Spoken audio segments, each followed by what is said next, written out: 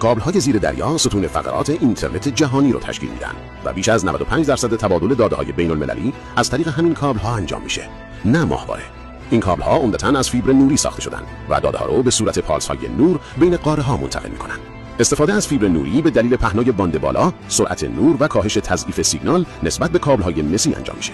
ساختار کابل‌ها پیچیده است. در مرکز فیبرهای نوری وجود داره، دورش لایه‌های ژل و پلاستیک برای محافظت از رطوبت، بعد لایه‌های فلزی و زره فولادی برای مقاومت در برابر فشار آب‌های عمیق و آسیب‌های مکانیکی.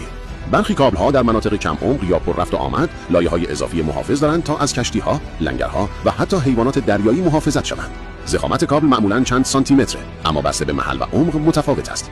این کابل‌ها مسیرهای طولانی بین قاره‌ها دارند، مثل اروپا به آمریکا، آسیا به اروپا و آفریقا به خاورمیانه. طول بعضی کابل‌ها به هزاران کیلومتر میرسه و عمقشون ممکنه تا چند هزار متر زیر سطح دریا باشه. اولین نمونه‌های این کابل‌ها به دهه 1800